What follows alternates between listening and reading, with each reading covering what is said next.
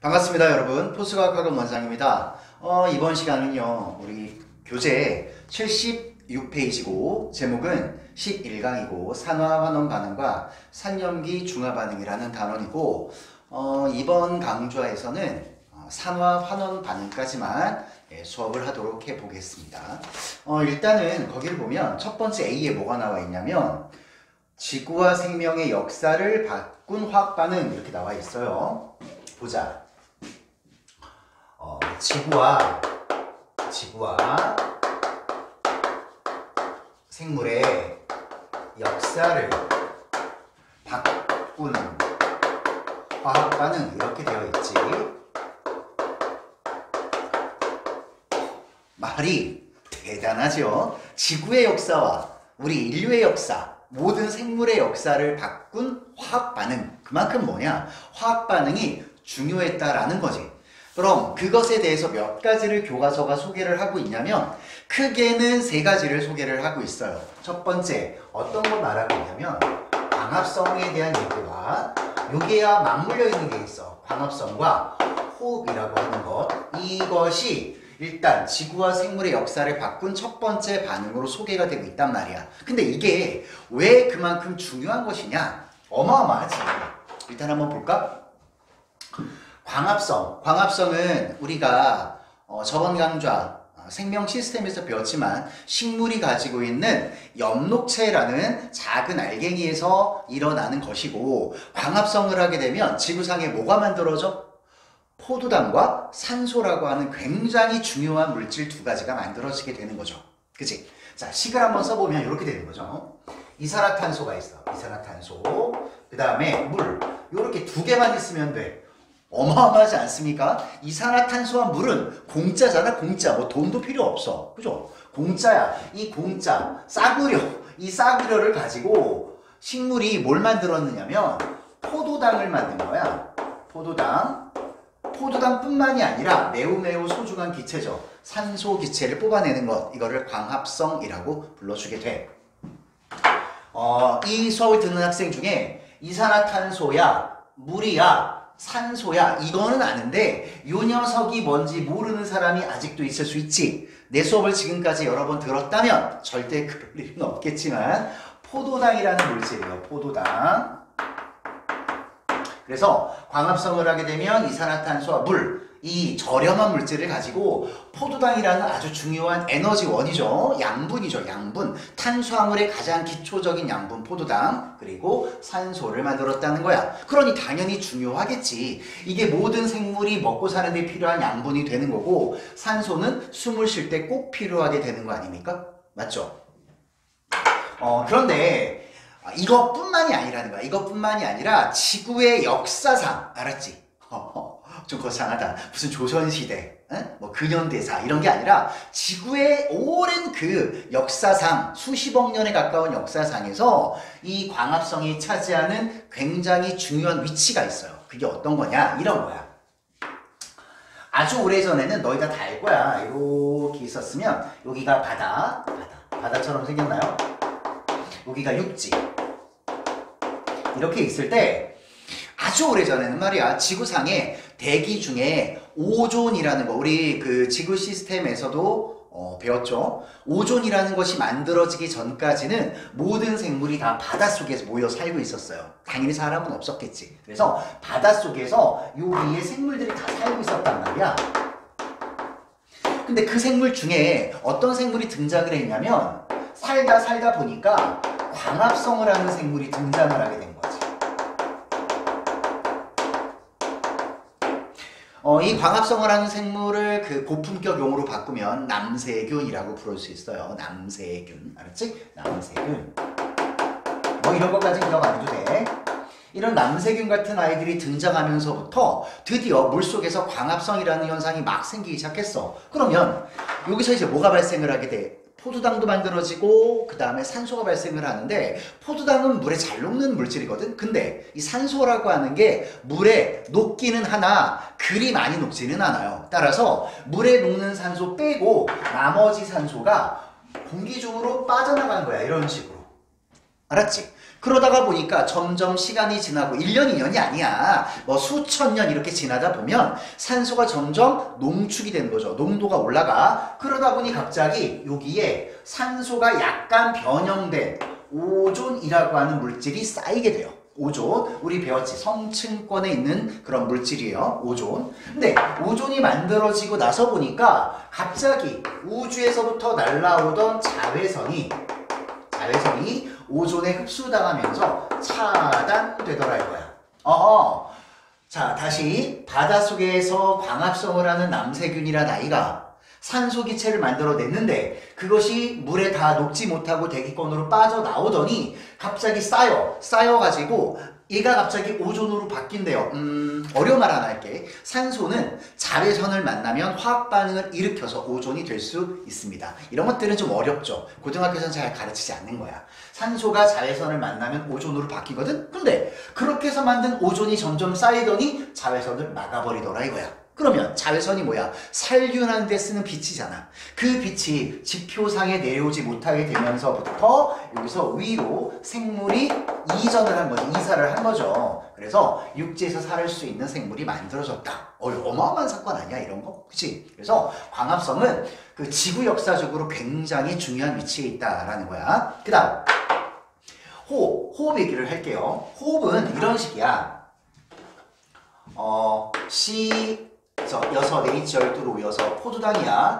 포도당과 산소를 반응을 시켜서 얘가 뭐가 되는 거냐면 이산화탄소하고 물이 되는 거죠. 이거를 호흡이라고 해요. 얘들아, 얘랑 어때? 정반대죠. 광합성과 호흡은 식이 완전 반대야. 그럼 포도당과 산소를 반응시켜서 이산화탄소와 물을 만드는 이 호흡이 왜 그렇게 중요하냐?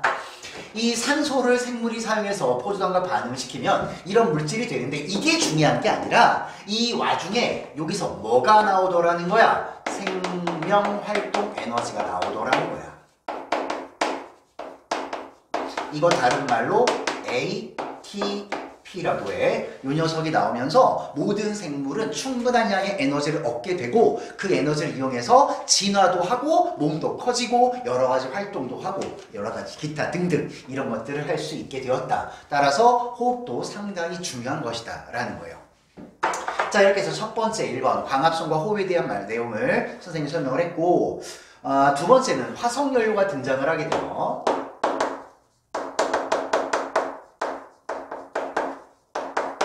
자, 화석연료. 일단 화석연료라고 하면 뭐가 생각이 나면 되냐면 석탄,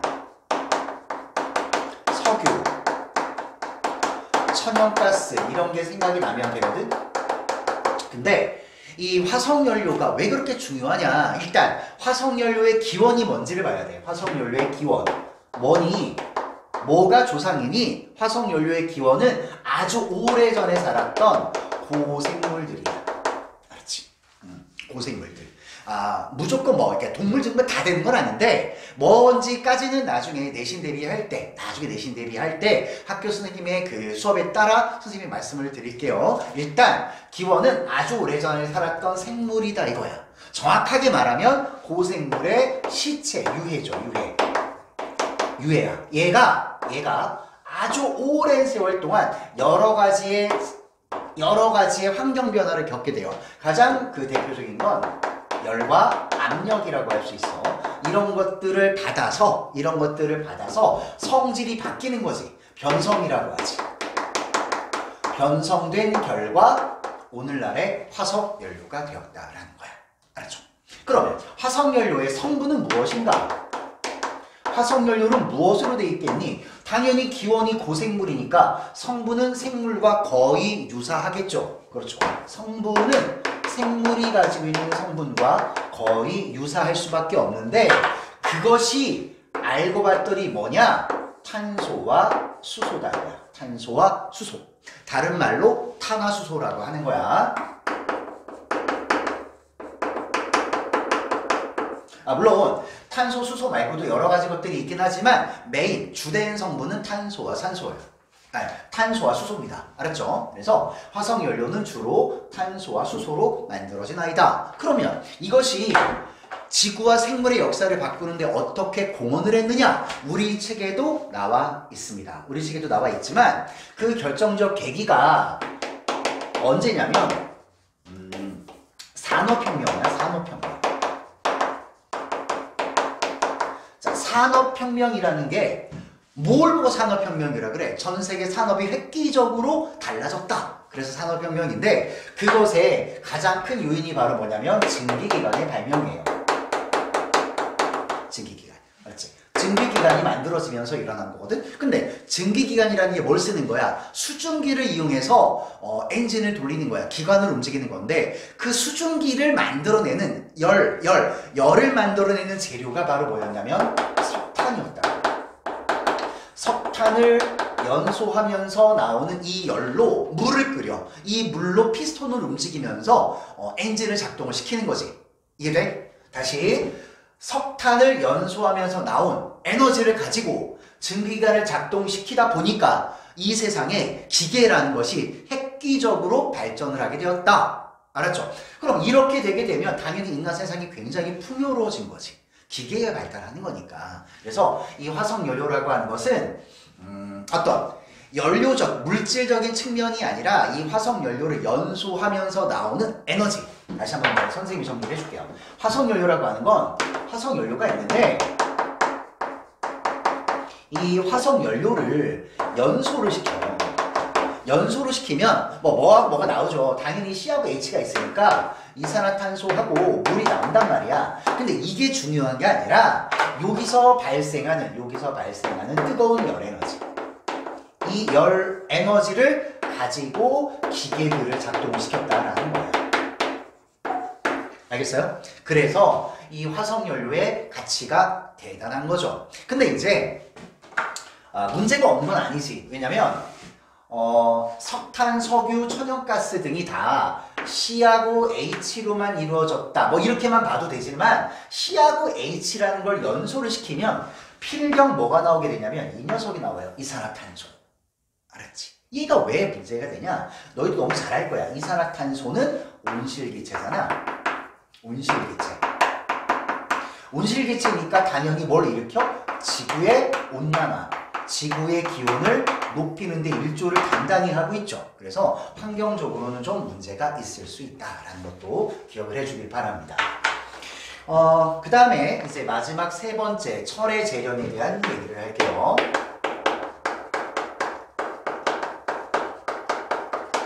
일단은 철의 재련을 공부할 때 있어서는 뭐부터 이해를 좀 해줘야 되는 거냐면 이 재련이라는 이 글자가 무슨 의미인지를 좀 이해를 해야 돼. 재련. 이 재련이라고 하는 것이 무엇이냐? 재련이라고 하는 건 광석이라고 해. 광석에서부터 금속을 뽑아내는 작업. 이걸 재련이라고 해. 자, 광석은 뭐냐? 광석이라고 하는 건 금속 상화물하고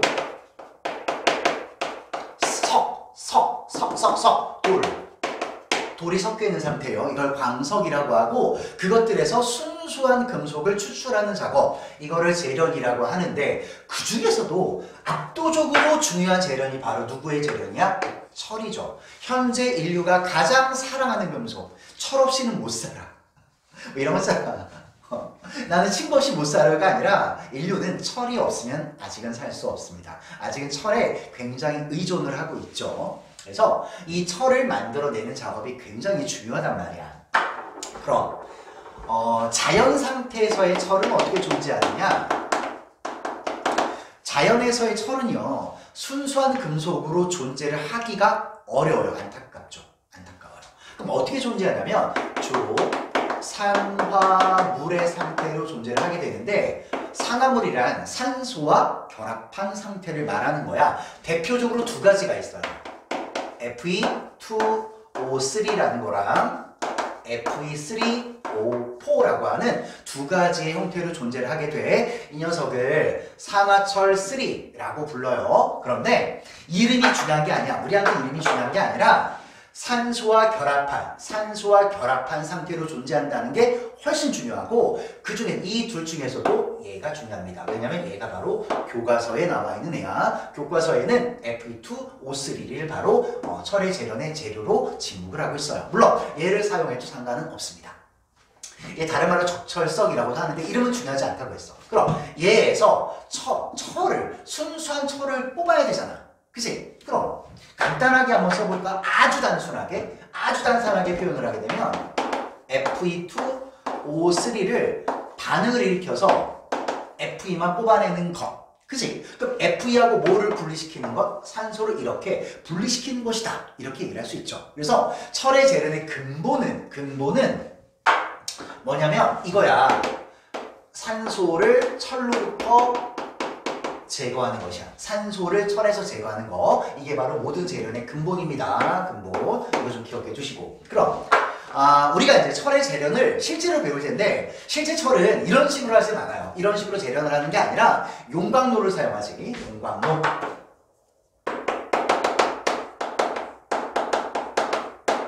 우리나라에서 가장 유명한 용광로를 가진 회사? 포항제철, 제철소, 제철 무슨 말이냐면 철을 재련하는 장소, 알았지? 제철소. 그래서 그 제철소에는 용광로라는 장치가 있습니다. 자, 용광로가 있는데 용광로가 이제 이렇게 생겼단 말이야. 심플하게 그려보면 이런 모양으로 이렇게 생겼거든. 얘가 로야, 로. 통인데 그 통에다가 무엇을 집어넣느냐? 여기다가 Fe2O3라는 거랑 탄소를 집어넣어요. 이 두 개를 집어넣습니다. 참고로 이건 이제 산화철이라고 부르면 되지. 또는 철광석이라고 부르는 거죠. 다시 한번 써볼까? 얘를 철광석 이렇게 표현해도 상관은 없고 또는 그냥 화학 명칭 산화철 이렇게 표현해도 상관은 없어요. 이걸 넣고 얘는 뭐라고 표현하면 탄소 이렇게 부르면 되잖아. 탄소 괜찮은데 이것의 공식 명칭은 코크스라고 하는 거예요. 특수하게 제작된 탄소 덩어리입니다. 수치예요. 수치인데 특수하게 제작된 수치를 말하는 거야. 그래서 이렇게 두 개를 넣어요. 이렇게 두 개를 넣고 여기다가 아주 뜨거운 공기, 열풍을 불어넣습니다. 열풍. 그럼 이 안에가 이제 시뻘건 막 물로 가득 차. 철이 녹았으니까. 이 안에서 반응이 일어나게 돼. 그러면 이 아래쪽으로 뭐가 빠져나오게 되냐면 순수한 철이 이렇게 빠져나오게 돼. 알았지? 이게 포인트잖아. 이거를 뽑아내려고 하는 거잖아. 대신 이 바깥으로 빠져나가는 게 있어요. 가스들이 빠져나가는데 이산화탄소 기체가 빠져나간대. 알았지? 이게 어떻게 해서 이렇게 되는지를 식을 가지고 설명을 해봅시다. 일단 첫 번째 어떤 식이 일어나야 되는 거냐면 먼저 코크스가 먼저 반응을 해야 돼요. 코크스. 이 코크스가 산소와 반응을 하게 되는데 여기서 약간 좀 어려워. 탄소가 산소 기체와 반응을 하게 되면 이산화탄소가 만들어지는 게 정상인데 그렇지 않아요. CO가 만들어져요. 이걸 헷갈리면 나가리야. 전문 용어로 나가리. 알았지? 얘가 만들어진다는 게 굉장히 중요한 포인트입니다. 누구냐면 일산화탄소가 만들어져요. 아셨죠? 다시 첫 번째 코크스가 산소와 반응을 하여 일산화탄소라고 하는 것이 만들어지게 된다. 요게 기술이야. 요게. 이산화탄소를 만들면 나가리야. 알았지? 일산화탄소를 만들어내는 게 기술이고 두 번째 이제 이 철광석이 반응할 차례인데 철광석 Fe2O3가 누구와 반응하면 얘와 반응을 하는 거야. 얘와 CO와. 알았지? 요렇게 반응을 합니다. 이걸 위해서 얘를 만들어내는 거야. 전 단계 작업인 거지. 이렇게 반응을 하게 되면 Fe 더하기 CO2 이렇게 되는 거예요. 드디어 우리가 원하는 뭐를 뽑아내었다? 철을 뽑아낼 수 있었다. 그리고 나머지가 뭐야? 이산화탄소가 만들어지는 거구나 라는 거야. 그래서 이거 두 개 넣고 여기서 반응을 시키면 철과 이산화탄소로 분리될 수 있는 것이죠. 이게 바로 철의 재련이에요. 그럼 이렇게 만든 철은 어디에 이용하죠? 크게 보면 두 가지입니다. 뭐냐면 농업에 굉장히 큰 기여를 했죠. 왜냐하면 농기구들을 만들 수 있었잖아. 그래서 땅을 갈아 엎거나 알았지? 뭔가 작업을 하는데 굉장히 큰 도움을 주었고 그 다음에 여러 가지 기계, 건설 그 다음에 뭐라고 할까? 운송 여러 가지 등등등 인류의 생활에 굉장히 큰 공을 세운 게 바로 철의 재련이다 라는 거예요. 아시겠나요? 자, 이렇게 돼서 76페이지에 있는 그 A번에 대한 설명을 다 마쳤는데 여기서 마지막 결론이 하나 남았어. 마지막 대망의 라스트 마지막 결론 뭔지 알아? 이들의 결론이 하나 있어요. 뭐냐면 첫 번째 여기서 한번 볼까? 봐라. 이산화탄소와 물을 가지고 포도당과 산소. 자, 산소가 나왔죠. 세포 뭐예요? 포도당과 산소를 반응하여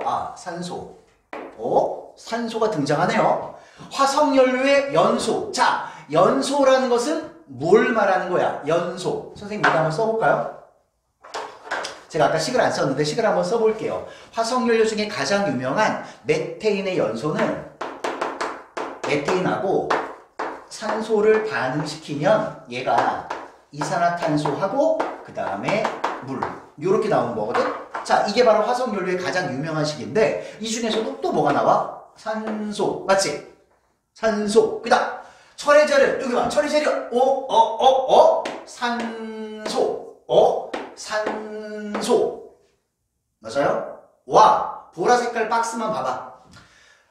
지구와 생물의 역사를 바꾼 가장 유명한 반응 세 가지에는 모두 다 산소가 중요한 역할을 하고 있다는 것입니다. 아셨나요? 자, 좋아요. 그러면 우리가 일단 A번이 끝났으니까 칠판을 깨끗하게 정리를 하고요. 오늘 수업의 메인 B번 산화환원 반응을 수업을 해보도록 하겠습니다.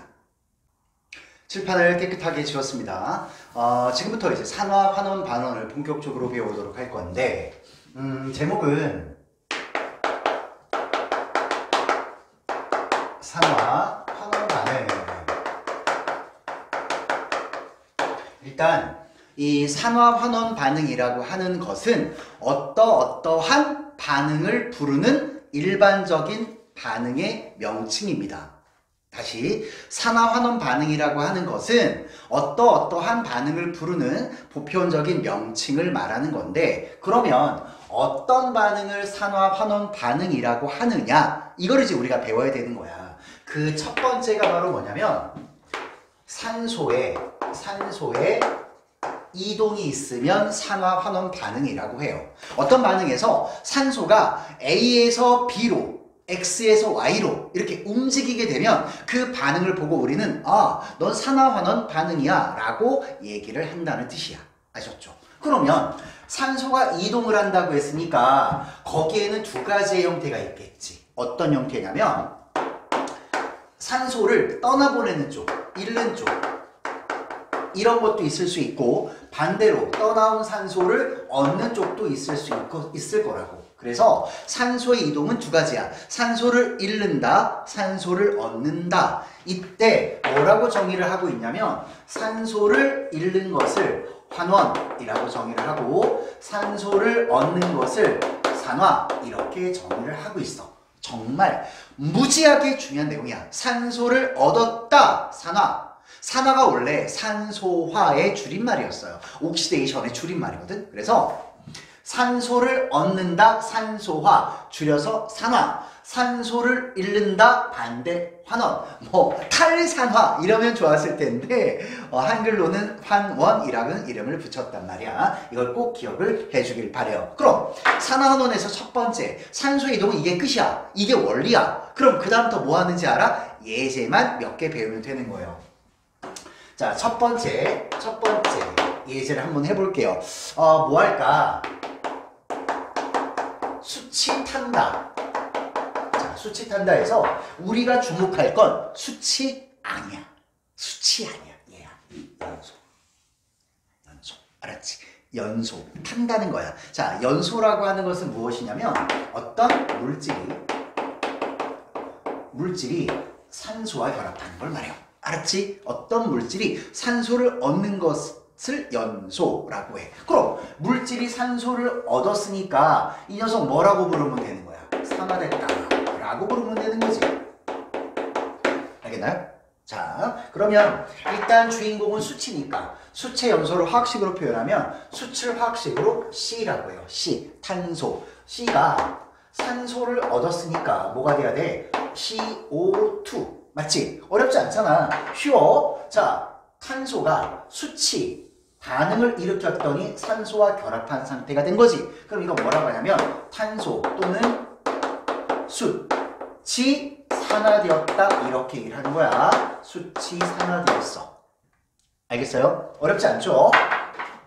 자, 한번 또 해볼까요? 이번에는 아까도 한번 썼던 건데 메테인의 연소. 자, 얘는 조금 더 난이도가 있어. 메테인은 CH4인데 CH4가 O2랑 O2 두 개요. 두 개랑 결합을 하게 되면 CO2 하나와 두 개의 H2O가 만들어지게 돼. 그런데 이것도 어차피 모르니까 연소니까 이것도 산화겠지. 메테인이 산화되었다 이렇게 얘기를 하면 되는 건데 조금 디테일하게 살펴볼까? 메테인 안에는 탄소와 수소가 있죠. 먼저 탄소라는 녀석은 반응을 하게 되면 뭐로 바뀌느냐면 산소와 결합한 CO2의 형태로 바뀌게 되지. 그럼 산화된 거 맞죠? 그 다음 수소 있지. 여기 수소. 이 수소도 반응을 하게 되면 어떻게 바뀌었냐면 이렇게 해서 산소와 결합한 물의 형태로 바뀌었죠. 아, 탄소도 산소와 결합했고 수소도 산소와 결합을 했구나. 즉, 둘 다 산화가 됐구나 라고 확인을 할 수 있습니다. 참고로 앞에서 말했지만 탄소와 수소로 이루어진 물질이 연소를 하게 되면 이산화탄소하고 수증기 또는 물이 만들어지게 됩니다. 참고로 이산화탄소라는 요 기체는 많이 들어봤을 거야. 석회수에 집어넣으면 석회수가 뿌옇게 흐려지는 것으로 이 녀석이 이산화탄소구나 라는 것을 확인할 수 있다고. 자, 이까지 해서 일단 연소 두 개, 수체 연소와 메테인의 연소 이런 것들을 살펴보았어요. 여기까지 됐나요? 자, 그러면 이제 교과서에 나와 있는 실험을 좀 살펴볼 건데 자, 분필을 바꾸고 할게요. 분필을 다 썼구나. 교과서에 나와 있는 건 누구냐면 구리가 나와. 구리. 화학식으로는 뭐라 그래? CU라고 하죠. 그 우리 학원에서 말하는 거 있잖아. 편의점 CU. CU가 뭐야? 구리 편의점이잖아. 이렇게 영상으로 말하니까 겁나게 뻘쭘하다. 구리 편의점, CU 편의점. 우리 학원생들은 앞으로 구리 편의점이라고 하면 되겠습니다. 네. 어쨌든 자, 구리에 대한 산화 환원을 배울 텐데 이 구리가 먼저 꼭 알을 게 있어. 이 구리는 붉은색 금속이라는 거야. 붉은색 금속. 이 정도 붉은색이에요. 영상이 어느 정도로 나올지 모르겠지만 너희들은 이게 무슨 색깔인지 알 거야. 이 정도 빨간색입니다. 네, 붉은색 금속이 구리예요. 금속이죠. 근데 자, 이 구리를 이렇게 해서 시험관에다가 이 빨간색 구리를 이렇게 넣는 거야. 빨간색 구리가루를 이렇게 넣고 나서 이 구리를 가열을 합니다. 자, 가열을 해요. 자, 근데 이 실험 장치를 잘 보게 되면 뭘 할 수 있냐면 이쪽이 뻥 뚫렸지. 공기가 있다는 건지. 자, 공기의 약 21%가 뭐니? 산소죠. 즉 여기에 산소가 있다. 산소. 오케이? 자, 구리와 산소가 있는 상태에서 가열을 해주면 변화가 일어나는데 어떤 변화가 일어나냐면 이 시험관에 있는 구리가 검정 색깔로 바뀌어요. 검정 색깔로 바뀌어. 자, 다시 한번. 원래는 무슨 색이었어? 붉은색이었어. 붉은색. 레드라고. 붉은색이었다가 가열을 해주니까 무슨 색으로 바뀌었냐면 검은색으로 바뀐 거야. 검은색. 도대체 이게 뭐냐? 봤더니 이런 식이라는 거야. 자, 구리가 있었어. 구리가 주변에 있는 산소와 반응을 하더라는 거지. 반응을 해서 뭐가 되냐면 CuO가 됐어요. 좀 더 정확한 식은 산소가 여기 두 개가 있으므로 2를 곱하고 그럼 구리가 여기 오른쪽에 두 개니까 왼쪽에도 두 개죠. 2를 곱해주면 되겠습니다. 요렇게 반응을 하더라는 거야. 자, 한번 써볼까요? 이 녀석은 뭐예요? 이 녀석은 구리죠. 구리. 금속 구리예요. 구리, 금속. 이 녀석은 뭐라고 부르느냐면 산화 구리 괄호치고 2라고 씁니다. 줄여서 그냥 산화구리 2 이렇게 쓰면 돼요. 산화구리 2라는 물질이 되는데 색깔이 무슨 색깔이야? 검은색이야. 검은색. 이 녀석은 붉은색, 이 녀석은 검은색 이렇게 된단 말이야. 근데 그 차이가 왜 생겼느냐 봤더니 뭐더라는 거야? 산소를 얻어서 그렇게 바뀌었다는 거지. 그럼 구리가 산소를 얻으면 산화구리가 되면서 색깔이 검은색으로 바뀌었다. 아, 그렇군. 그럼 얘는 어떻게 정리하면 되냐면 구리의 산화 이렇게 정리를 하면 되겠네. 구리의 산화 맞죠? 그래요. 자, 두 번째 실험은 이런 거야. 자, 보죠. 이렇게 시험관이 이렇게 있었어요. 시험관이 이렇게 있고 요게 지금 검은색 산화구리를 넣어놔요. 산화구리를 넣어놓고 그 다음에 여기다가 뭘 넣어놓냐면 여기다가는 다른 색깔 칠해볼까? 녹색을 한번 칠해봅시다. 뭘 같이 넣어놓냐면 여기다가 탄소가루를 집어넣는 거야. 탄소가루. 자, 산화구리와 탄소가루를 넣은 상태에서 막고, 알았지? 막고 가열을 해요. 이 부분을 가열을 합니다. 자, 가열을 했어. 가열을 했더니 시험관에서 어떤 변화가 생겼냐 봤어요. 오, 진짜 신기해. 빨간색 구리가 다시 만들어지더라는 거야. 오, 빨간색 구리가 다시 만들어지더라는 거야. 그리고 탄소가루 대신 기체 없어졌어. 여기 없었어. 근데 여기다가 고무호스를 이렇게 빼가지고 여기에 뭐가 있냐면 석회수를 넣어놨어요. 석회수. 그랬더니 석회수가 이렇게 흐려지더라는 거지. 요런 변화가 생기더라는 거야. 와, 되게 복잡해 보이는데 과연 이 변화는 어떻게 생긴 걸까요? 볼게요. 먼저 CuO가 있었죠. CuO. 그 다음에 탄소가루를 집어넣고 가열을 했습니다. 그랬더니 빨간색 구리로 다시 바뀌었네. 그리고 석회수가 뿌옇게 흐려졌으니까 뭐가 나온 거니? 이산화탄소가 나온 것이죠. 맞죠? 이거 개수를 좀 맞춰주면 이렇게 하면 개수는 다 맞춰집니다. 자, 여기를 봤더니 자, 살펴보자. CuO가 반응을 끝내고 나면 뭐로 됐니? Cu로 됐지. 그럼 뭐냐? 산소를 잃은 거죠. 산소를 보내버린 거지. 아, 산소를 잃어버렸다. 그럼 산소 잃어버린 것을 우리는 뭐라고 해? 환원이라고 하잖아. 아, 환원됐구나. 그에 비해서 자, 탄소가루를 볼까요? 탄소가루는 반응을 쭉 했더니 뭐가 됐냐면 이산화탄소로 바뀌었네. 맞네? 탄소가 이산화탄소가 됐으니까 산소를 이번엔 반대로 얻은 거다라고 할 수 있지. 산소를 얻으면 우리 뭐라고 했어? 산화라고 부르기로 했잖아. 아, 그래. 여기서는 산화구리가 환원되고 탄소가루가 산화되는 그런 반응이 동시에 일어났더라라는 거야. 이게 바로 교과서에 나오는 실험이에요. 여기까지 됐나요? 그 다음 이거를 다른 시각으로 실험을 해볼 수 있어요. 다른 시각으로. 보자. 어떤 거냐면 알코올 램프에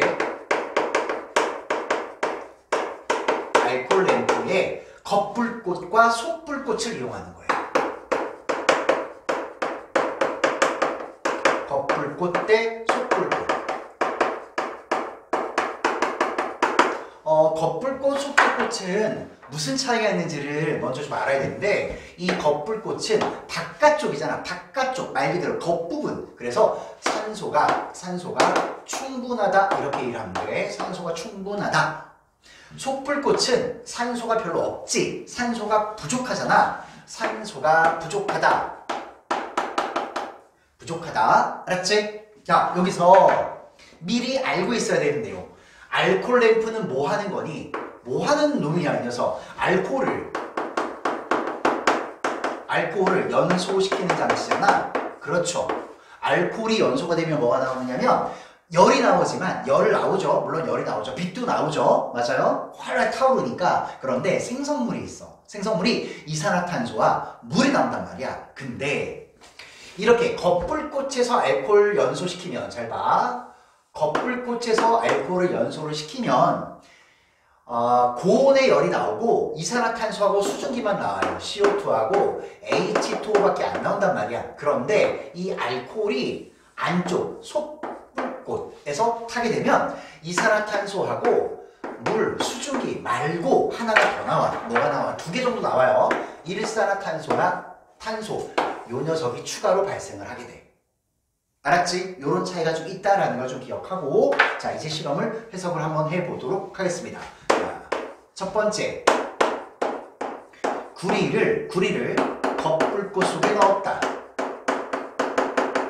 자, 구리를 겉불꽃 속에 넣었다. 그럼 어떻게 될까라는 거지. 일단 불꽃 그림을 잠깐 그려볼게요. 불꽃이 슉 알았지?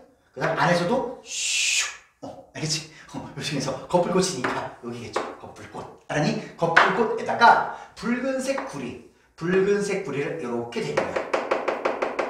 알았어? 이렇게 됐어. 그랬더니 얘가 어떻게 바뀌었느냐면 이렇게 바뀐 거야. 요 녀석만 볼게요. 여기서 불꽃 속에 들어간 부분은 까맣게 됐어. 불꽃 속에 안 들어간 부분은 빨갛겠죠. 이렇게 바뀐 거야. 여기가 검은색으로 바뀐 거야. 검은색. 이거네. 이거. 이게 일어난 거야. 그래서 화학식을 쓰다 보면 이렇게 쓸 수 있겠죠. 구리가 겉불꽃에 들어가면 어떤 일이 생기느냐.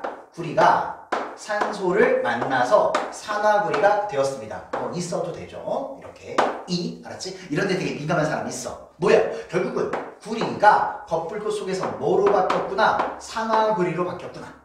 알겠지? 자, 두 번째는 뭐냐면 구리를 속불꽃에 넣는 게 아니라 요 산화구리 있지? 요 산화구리 만들어진 것을 속불꽃에다가 넣어볼 거예요. 속불꽃. 자, 그러면 볼게요. 불꽃. 속불꽃 좀 키워볼게요. 이렇게. 선생님 그림을. 네. 산화구리요. 이게 산화구리. 이거 전체적으로 산화구리라고 합시다. 산화구리 속불꽃에 넣었어. 그랬더니 어떤 변화가 생겼느냐면 속불꽃에 집어넣은 부분이 다시 빨개졌어. 알았지? 바깥 부분은 까만데 다시 빨간색으로 바뀌었단 말이야. 뭐야 이거? 이거죠? 이겁니다 이거. 근데 식이 약간 달라요. 이번에는 볼게요. 써보자. 산화구리를 속불꽃에 넣으면 누구와 반응하냐면 둘 중에 아무하거나 반응을 할 수 있거든. 그 중에 CO라고 할게요. CO. 이번에 일산화탄소지. 일산화탄소와 반응을 했더니 CU 플러스 CO2가 되더라 이거야. 와, 이거 뭐야 이거? 자, 보자. 속불꽃에 넣었더니 산화구리가 뭐로 됐어요? 구리로 다시 빨갛게 됐지요. 이거 뭐야? 산소 잃은 거지? 환원했다 이렇게 볼 수 있죠. 그 다음 CO, 일산화탄소는 구리가 버린 산소를 얻어서 이산화탄소로 바뀌었죠. 이거 뭐야? 산화. 이렇게 됐다 이거지. 여기까지 될까? 자, 이게 바로 뭐냐면 산화환원 반응 중에 첫 번째 산소가 관여하는 산화환원 반응입니다. 자, 그러면 이제 두 번째 칠판을 지우고 두 번째 레벨이 높죠. 두 번째가 전자가 관여하는 산화환원 반응에 대한 것을 알아보도록 할 건데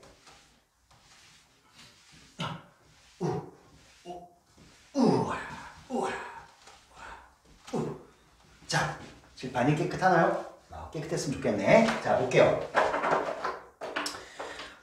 이번에는 전자의 이동에 의한 산화환원을 볼게요. 두 번째 전자 이렇게 쓰죠. 이렇게 씁니다. 전자의 이동에 의한 산화환원 반응이 있다. 자, 그럼 얘도 똑같이 두 가지가 있을 수 있겠지.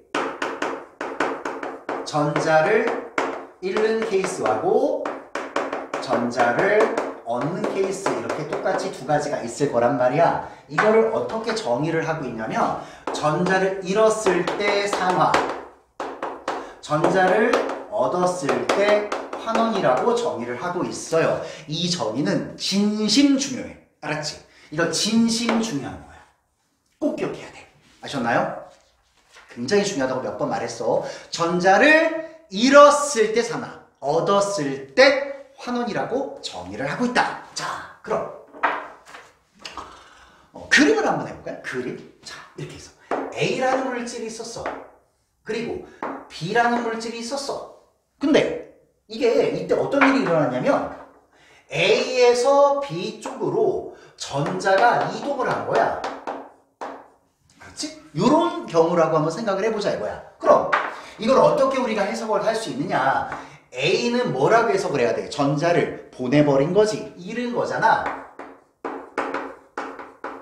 반대로 B는 잃어버린 전자를 얻은 거잖아. 그치? 이렇게 해석을 할 수 있잖아. 그럼 A는 뭐라고 하냐면 산화되었어. 이렇게 해석을 하고 B는 환원되었어. 이렇게 해석을 하면 돼요. 여기까지 되죠? 근데 이게 왜 그런 거 있잖아. 산소는 그냥 잃을 수도 있고 얻을 수도 있어. 근데 전자는 그게 안 돼. 뭐냐면 잃으면 무조건 누군가 얻어야 돼. 알았지? 다시 전자는 누군가 잃으면 또 다른 누군가는 얻어야 한다. A가 잃으면 B가 얻어야 해. 다시 한번 이렇게 얘기할 수 있어요. A가 잃었다. 무슨 말이게? 누군가 얻을 녀석이 있었다는 거야. 그 다음 B가 얻었다. 무슨 말이게? 누군가 잃어주는 녀석이 있었다는 거야. 전자는 그냥 공기 중에 사라지거나 없어지는 입자가 아닙니다. 항상 원자에 귀속되고 싶어하는 입자이기 때문에 어디선가 나오면 또 다른 어디론가 들어가 줘야 하는 성질을 가지고 있어요. 그래서 이 전자의 이동에서는 너희가 명심해야 될 내용이 있어요. 어떤 내용을 꼭 기억을 해야 되냐면 항상 전자는 잃은 물질과 얻은 물질이 동시에 존재합니다 라는 거예요. 알았지? 동시에 존재한다. 굉장히 중요해. 잃기만 할 수도 없고 얻기만 할 수도 없다. 잃으면 얻고 얻으면 잃어야 한다는 거야. 다음 두 번째, 이 그림에서 보면 알 수 있겠지만 누군가 잃고 누군가 얻을 때 예를 들어서 철수가 영희한테 1,000원을 빌려준 거야. 근데 영희가 저는요 2,000원을 받았어요. 이럴 수 없지. 철수는 야 1,000원 줬거든. 영희는 2,000원 받았거든. 이럴 순 없잖아. 둘 중에 하나는 거짓말이지. 맞지? 그래, 그런 거야. 무슨 말이냐면 잃은 전자의 숫자는 항상 얻은 전자의 수와 같아야 돼. 아셨죠? 이거 두 가지 원칙을 꼭 기억합시다. 알았나요? 오케이. 그러면 어떤 걸 좀 가르쳐 볼 거냐면 선생님이 그 앞전에 있었던 산소에 의한 정의의 부족함을 말을 해줄게요. 잘 보세요.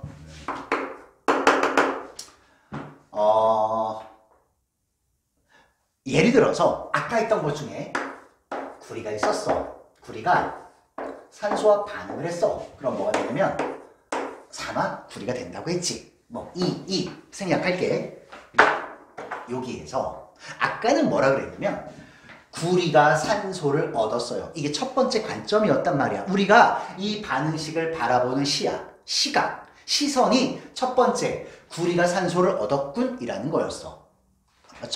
맞잖아. 그치? 그러니까 첫 번째 시각은 뭐였냐면 CU가 산소를 얻었어. 이게 첫 번째 시각이다. 근데 문제가 하나 있어. 원래 이 산화환원 반응이라고 하는 거 있지? 이 산화환원 반응이 갖고 있는 가장 중요한 속성이 하나 있어요. 뭐냐? 항상 동시에 일어난다. 항상 동시에 일어난다. 와우. 항상 동시에 일어난다. 즉 산화되는 물질이 있으면 환원되는 물질이 있고 환원되는 물질이 있으면 산화되는 물질이 있어야 되는데 이걸로는 CU가 산소를 얻었어. 그럼 누군가 산소를 잃어야 되잖아. 누구지? 누구? 예? 산소인데? 산소가 산소를 잃어? 오, 약간 말에 모순이 생길 것 같기도 하죠. 즉, 이 정의가 은근히 약간 부족하다. 알았지? 약간 부족하다. 근데 이거를 전자로 바꿔볼게요. 전자로 바꾸면 어떻게 되냐면 CU하고요. 얘가 만났어요. 그러면 얘가 이렇게 되잖아. 이까지는 똑같은데, 겉모습은 똑같은데 실제로는 이거야. 실제로는 뭐야? CU가 산소를 만나면 뭐로 바뀌었을까? 뭐로 바뀌는 거냐면 실제로는 CU 2 플러스 양이온으로 바뀌었던 거예요. 그리고 산소가 구리를 만났을 때 실제로는 뭐로 바뀐 거냐면 E 마이너스로 바뀌었던 거야. 자, 앞에다가 개수까지 이제 완벽하게 써볼까요? 이렇게, 이렇게. 오케이? 그러면 구리 두 개가 전자 두 개를 잃은 거지. 자, 선생님 얘를 그림으로 설명을 해볼게요. 보세요. 구리 두 개가 있었어.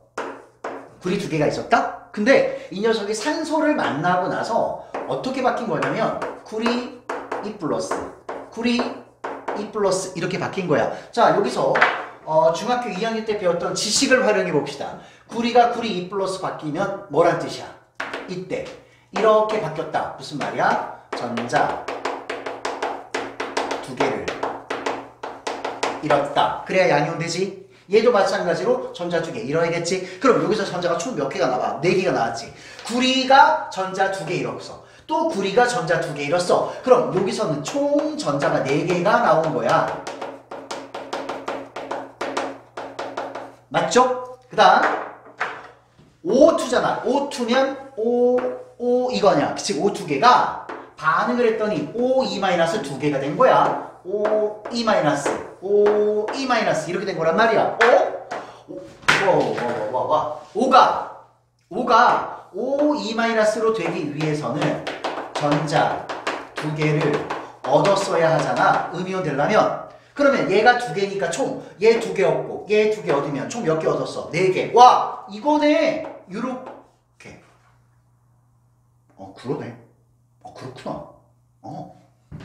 알고 봤더니 이런 거구나. 전자가 움직인 거구나. 그래서 구리는 총 전자 4개를 잃었어요. 각 2개씩. 그리고 산소는 총 4개 얻었어요. 각 2개씩. 와. 그러면 이제 뭐가 설명이 되는 거냐면, 구리는 전자를 잃었으니까 산화됐어.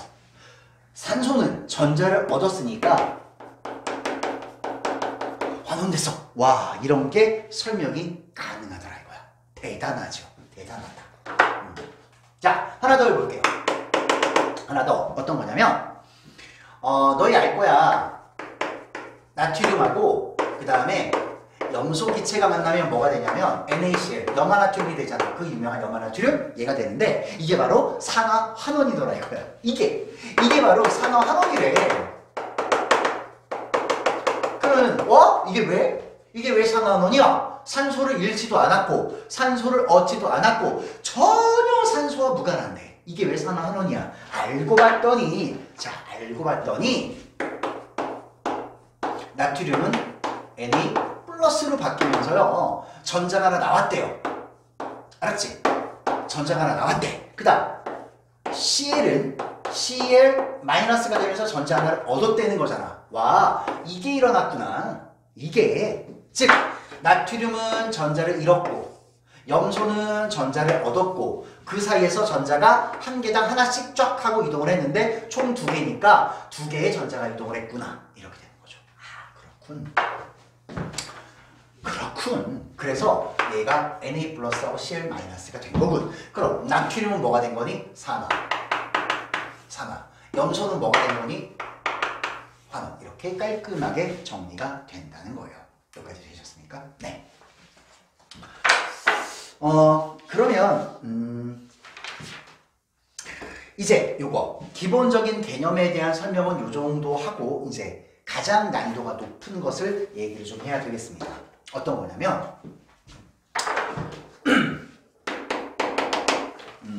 이게 좀 어려워.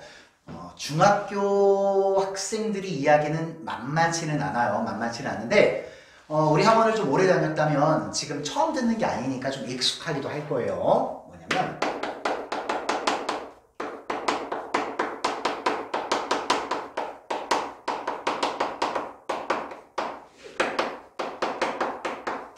자, 금속과 금속 이온 사이의 반응에 대한 설명을 좀 할 건데 보자. 이게 도대체 무슨 말을 하고 싶은 거냐면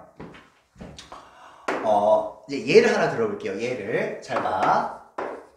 마그네슘이 있었는데 마그네슘 이온이 됐어. 플러스 2짜리죠. 그러면 전자가 몇 개 나와야 돼? 전자가 2개가 빠져나오겠지.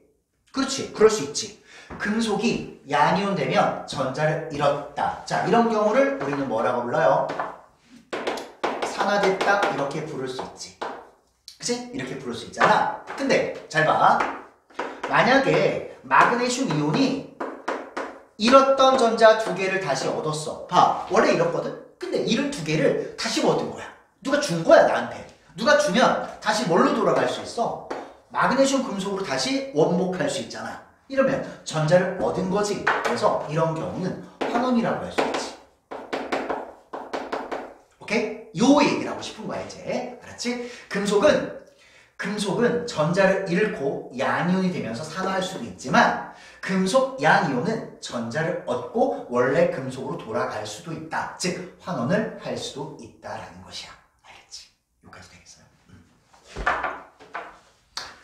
자, 이거를 하기 위해서 여러분들이 꼭 아셔야 하는 것들이 하나 있습니다. 통합과학 수준을 약간 오버한 내용인데 이름하여 뭐냐면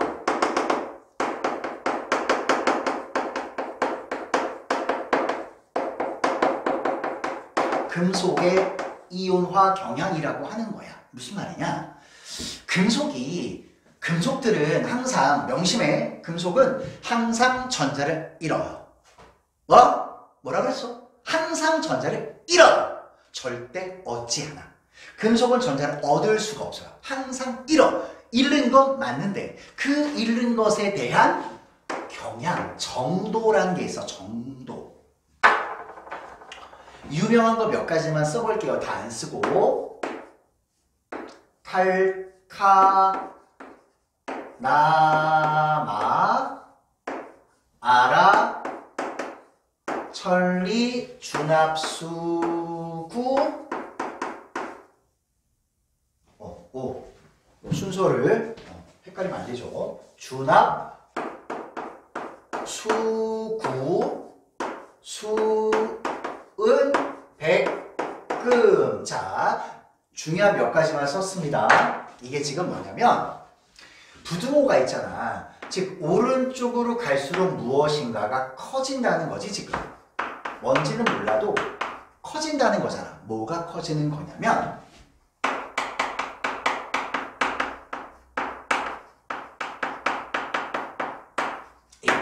전자를 잃어버리는 정도가 커져. 다시 헷갈리면 안 돼. 금속은 누구라도 전자를 잃고 싶어 해. 근데 그 잃고 싶어 하는 게 정도라는 게 있단 말이야. 정도. 알았어? 즉 칼륨은 너무 전자를 많이 잃고 싶어 하는데 철은 이렇게 잃고 싶어 해. 은은 잃어야 되나? 내가 과연? 금은 나 금속인가? 나 잃는 거 맞아? 이렇게 되는 거야. 알았지? 그래서 전자를 잃어버리는 정도가 왼쪽으로 가면 커지고 오른쪽으로 가면 작아져요. 됐죠? 그러면 이것은 뭐라고 얘기할 수 있냐면 양이온 되려는 성질이라고도 할 수 있죠.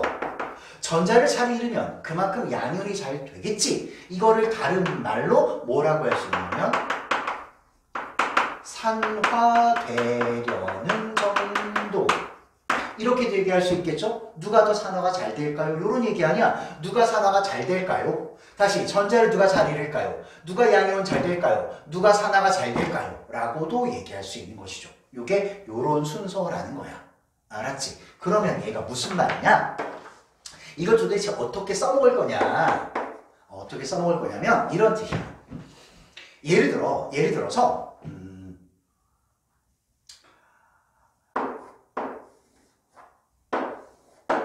좀 어려워도 좀 들어보세요. 철하고 구리를 이렇게 탁 붙여놓고요. 탁 붙여놓고 산화를 시켜봐요. 가만히 내버려두면 철하고 구리는 가만히 내버려두면 산화가 되거든. 산화된다는 게 금속들은 녹슨다는 거야. 녹슨다. 그러면 이렇게 있다. 붙여놓고 이렇게 있잖아. 그러면 어떤 일이 생기는지 알아? 철도 녹이 쓸 수 있어. 구리도 녹이 쓸 수 있거든. 근데 철이 먼저 녹이 생기고요. 구리는 녹이 안 생겨요. 무슨 말인지 알아? 철이 먼저 녹이 막 쓰기 시작해. 근데 구리는 아무런 변화가 없는 거야. 분명히 구리도 혼자 내버려두면 녹이 썰어야 되거든? 근데 철을 딱 붙여놓으면 철이 무조건 먼저 우선으로 녹이 쓸어요. 언제까지? 철이 모두 다 녹이 슬어서 모든 철이 다 녹이 슬어버리면 그 다음에 구리가 녹이 슬기 시작해. 이런 뜻이야. 얘가. 느낌 오나? 느낌 와? 이런 식이야. 그러니까 누가 먼저, 누가 우선으로, 누가 강하게 전자를 잃어버릴까? 라는 것이 바로 얘야. 얘. 알았지? 이해되겠어? 이해돼요? 그런 거야. 꼭 기억해줘야 돼요. 자, 그러면 이제 본격적으로 이것들에 대한 교과서에 나와 있는 실험을 가지고 설명을 해보도록 할게요.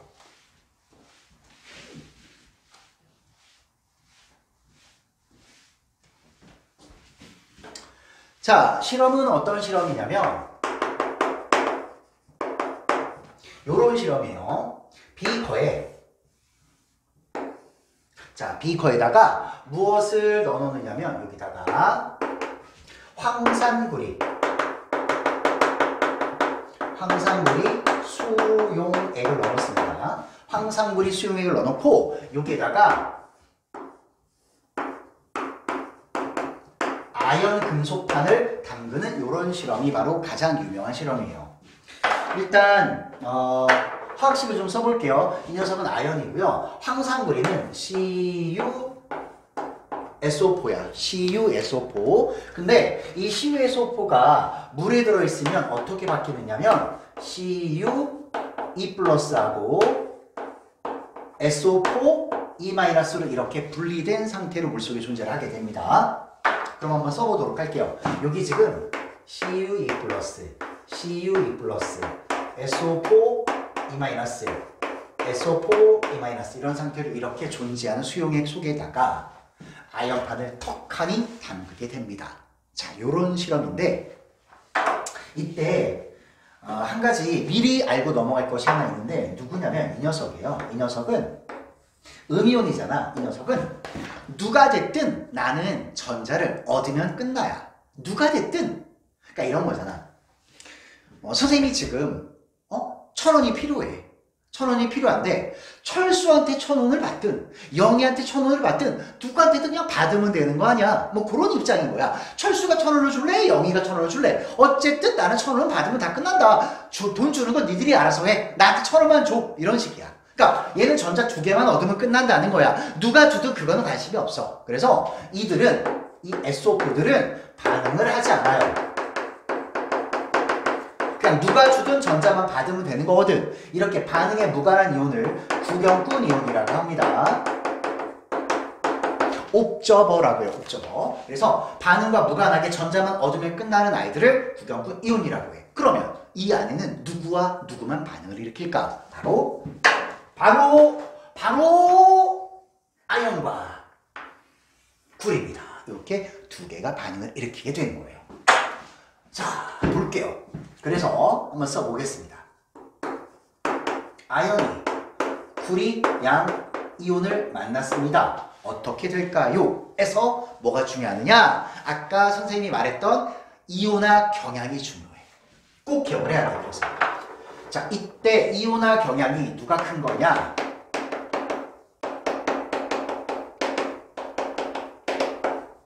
아연이 구리보다 크거든요.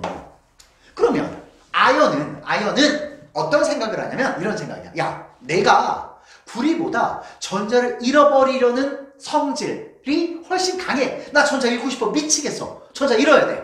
근데 딱 보니까 옆에 누가 있는 거야? 구리? 에이, 구리 따위가 감히 나보다 힘도 약한 게 전자를 잃었어? 말이 돼? 이런 식이야. 다시 힘센 아연이 전자를 잃고 싶어 했는데 때마침 옆에 구리가 이미 잃은 상태야. 와, 네가 나보다 이온화 경향이 작은 네가 이렇게 하는 거야. 아연이 가만 두고 보지 않습니다. 그래서 어떤 일이 일어나냐면 아연이요 전자를 잃어버려요. 내가 잃을 거야. 알았지? 내가 더 센데? 내가 잃을 거야. 그러면 아연이 전자 2개 잃었잖아. 그럼 그 전자 어떻게 하게? 어디 가게? 얘한테 들어가요. 얘한테.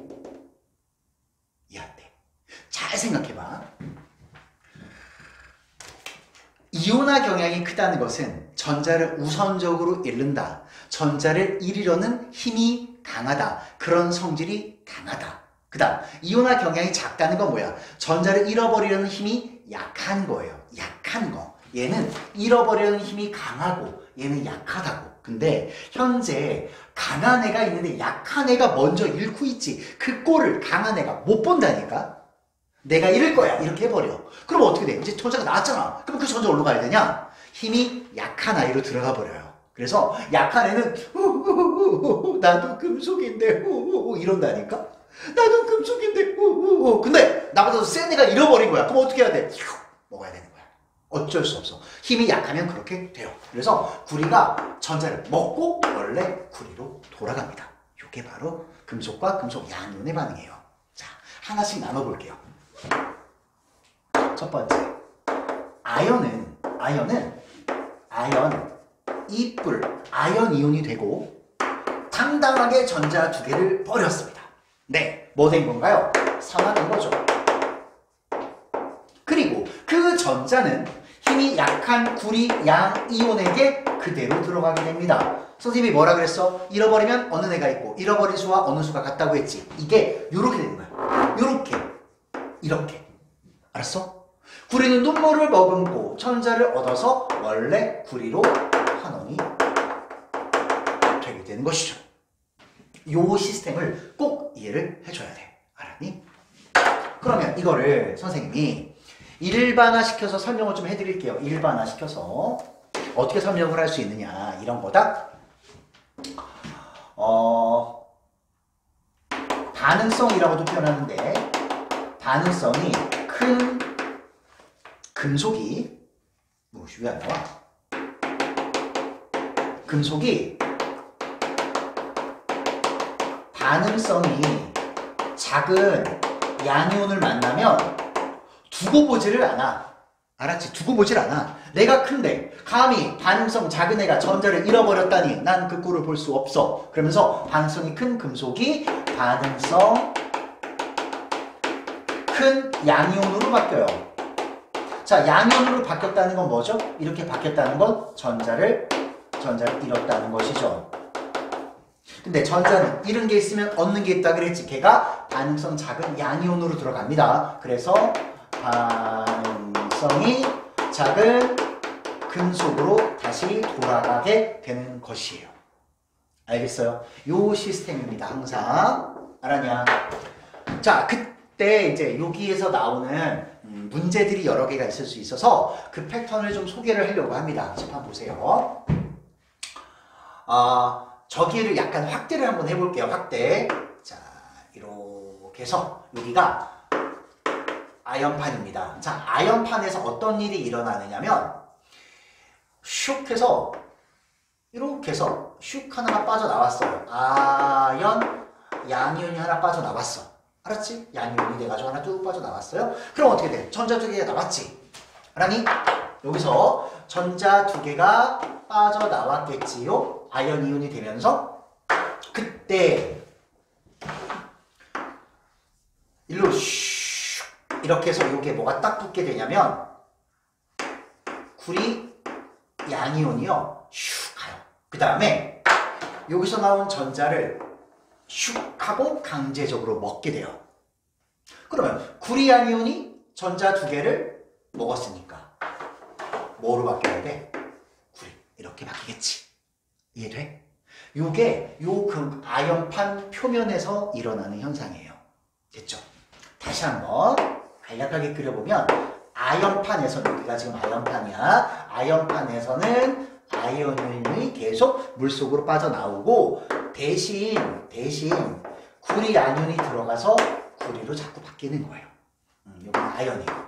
알았지? 이 과정이 이 표면에서 아연판의 표면에서 일어나게 된답니다. 여기까지 되겠지? 그러면 이제 어떤 변화가 생길 것이냐? 변화는 그냥 따로 정리만 좀 해주면 되는 건데 첫 번째 구리 양이온이 물속에 녹아 있으면 푸른색이야. 푸른색이라고. 근데 자, 이반이 일어나게 되면 점점 어떻게 돼? 이 구리 양이온은 점점 없어지겠지. 구리로 바뀌니까. 대신 아연이 양이온이 돼가지고 물속에 녹을 거 아니야. 그쵸? 그러니 잘 보세요. 여기다 그려볼게요. 자, 이 물속에서는 어떤 일이 일어나는가? 어떤 일이 일어나는가? 자, 넣어준 아연판은 점점 녹아버려요. 이렇게 녹으면서 녹아 돼가지고 아연 이온이 돼서 녹아버리는 거지. 물속에 녹게 돼. 대신 여기 있던 구리 양이온은 일로 슉 하면서 점점 뭐가 돼? 구리가 되면서 여기가 빨갛게 돼. 이런 식으로. 알았지? 즉 아연판 표면이 빨갛게 바뀌어요. 됐어요? 그건 무슨 말이야? 구리가 만들어졌다는 거잖아. 대신 여기 구리 양이온은 점점 없어질 거 아니야. 즉 아연 이온은 점점 많아지게 되고 물속에서 구리 양이온은 점점 줄어들게 되는 거예요. 물속에서. 근데 금속에서는 어때? 금속에선 아연이 없어지고 대신 구리가 증가하겠지. 금속판 표면에선 서로 반대의 경향성이 나타나게 되는 거야. 그러면 어떻게 되느냐면 지금 푸른색이라 그랬잖아. 근데 이 푸른색이 점점 없어지는 거니까 이 푸른색이 점점 옅어지게 됩니다. 옅어지게 돼요. 여기까지 되겠어요? 그 다음 다 정리할게요. 다 정리해보자. 구리 양이온의 숫자는 감소하는 대신 아연 양이온의 숫자는 증가죠. 이게 바로 수용액에서 일어나는 변화야. 그 다음에 금속에선 아연의 숫자는 줄어드는 대신에 구리 금속의 숫자는 증가하겠지. 이거는 금속판에서 일어나는 일인 거야. 알겠어? 이런 변화가 바로 황산구리와 아연의 반응에서 일어나는 변화다. 알겠죠? 자, 그러면 한 가지 실험만 더 하면 끝을 낼 수 있겠습니다. 비슷해요. 비슷한 실험인데 이번에는 어떤 실험이냐면 이런 거야. 거의 똑같은 형태야. 비커에다가 이번에는 뭘 녹여놨냐면 질산은을 녹인 수용액을 넣어놔요. 자, 질산은은 뭐냐면 AgNO3야. 이 녀석은 물속에서 Ag 플러스랑 NO3 마이너스로 나눠지게 되고 얘도 똑같이 요 NO3 마이너스는 누가 주던 나한테 주기만 해. 구경꾼입니다. 구경꾼. 그러면 구경꾼 빼면 물속에 현재 Ag 플러스들이 이렇게 녹아있다라고 말을 할 수 있겠지. 알겠죠? 이런 수용액에 이번에는 무엇을 담글 거냐면 구리판때기를 담궈볼 거예요. 이렇게 해서 빨간색, 자, 빨간색 구리판을 담궈보도록 하겠습니다. 이렇게 되는 거죠. 자, 이랬을 때 어떤 변화가 일어납니까? 라는 건데 이것도 또 뭐가 필요해? 금속의 이온화 경향 순서가 좀 필요하잖아. 그래서 자, 이온화 경향 순서가 어떻게 나오느냐? 봤더니 누가 더 크냐면 구리가 은보다도 이온화 경향이 커요. 그럼 어떻게 돼? 구리는 은이 전자를 잃는 꼴을 볼 수가 없는 거죠. 내가 대신, 내가 먼저, 내가 더 세게 전자를 잃어야 돼. 이런 거란 말이야. 그래서 만났습니다. 구리하고 은 이온이 만났습니다. 그러면 누가 더 힘이 세다고? 구리가 힘이 세다고. 힘이 센 애가 뭐 한다고? 전자를 잃어버린다고. 힘이 약한 양이온은 나도 금속인데 이러면서 얻어야 된다고. 그게 운명이자 숙명이란 말이야. 얘네들 세계에서의. 알겠습니까? 그래서 바뀝니다. 구리가 전자를 잃어요. 오호! 나 힘 좋아. 나 힘 세. 은은 나도 금속이 되지만 얻어요. 얻어가지고 은이 돼버리죠. 됐나요? 할만하죠? 똑같은 패턴이에요. 똑같은 형태야. 이 녀석은 반응성이 큰 금속이었어. 이 녀석은 반응성이 작은 양이온이었어.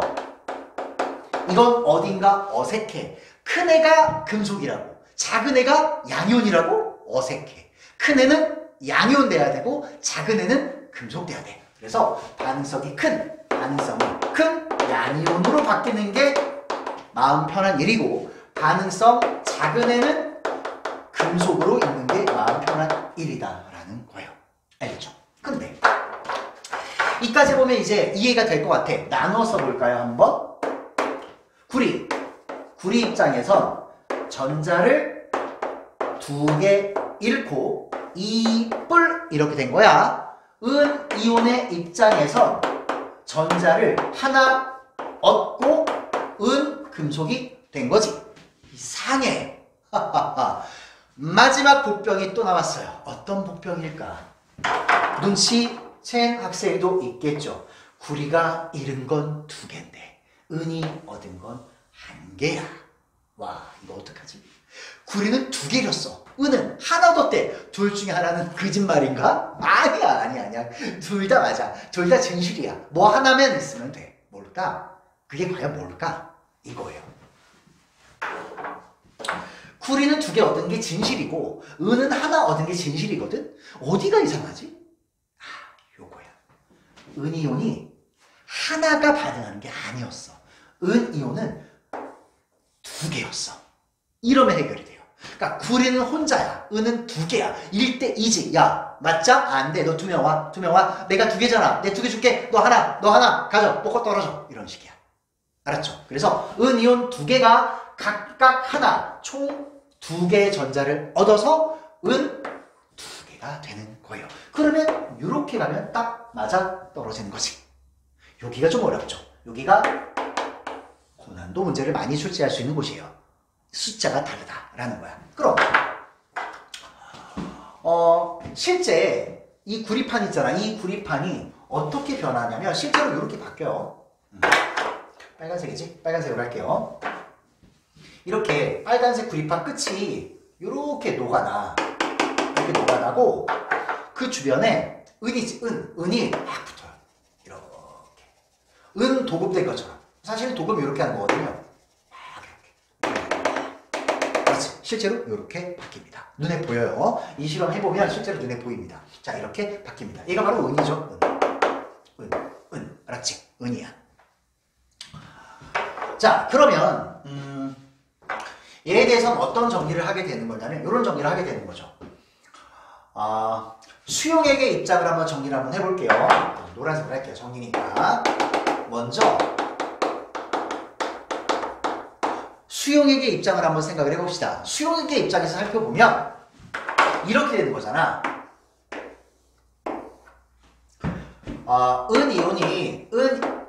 은이온 2개가 알았지? 그냥 2개로 쓸까요? 2개가 사라지지. 2개가. 대신 누가 하나 툭 튀어나와? 구리 이온 1개가 튀어나오잖아. 이런 변화가 생겨요. 다시 은 이온 2개가 줄어드는 대신에 구리 양이온 1개가 생기죠. 그럼 뭐야? 이거를 살펴보니까 전하량 전기양은요 원래가 뭐였어? 은 이온 Ag 플러스 2개였지. Ag 플러스 곱하기 2개였다가 뭐로 바뀌는 거야? Cu2 플러스 곱하기 1개로 바뀌니까 전하량은 손해가 안 나는 거지. 플러스 2가 유지가 되고 있잖아. 그래, 전하량으로는 플러스 2였다가 플러스 2로 아무런 변화가 없는데 문제가 양이온의 숫자의 변화가 생기는 거야. 뭐냐면 은 이온 2개가 사라지는 대신에 구리 양이온 1개가 생기는 거니까 2개 없어지고 1개 생겨. 생각해봐. 내가 친구한테 2,000원 줬는데 친구가 나한테 1,000원 줘봐. 나 손해지. 손해요. 그래서 뭐냐면 물속에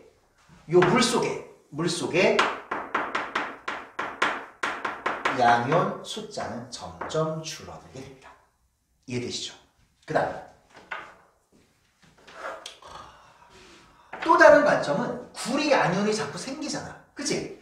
구리 아니온이 자꾸 생기는 거 아니야? 이렇게 생기는 거 아니야? 이렇게 생기기 때문에 물속에 또 어떤 변화가 생기냐면 푸른색이 진해지겠죠? 그렇잖아. 푸른색이 점점 진해지겠지. 여기까지 돼요? 여기까지 돼? 그래요. 자, 그 다음에 또 어떤 변화가 생기느냐. 이번에는 금속판의 변화를 한번 볼게요. 자, 구리 금속판은 어떤 일이 생기느냐면, 보자. 이게 구리 금속판이라고 해볼까?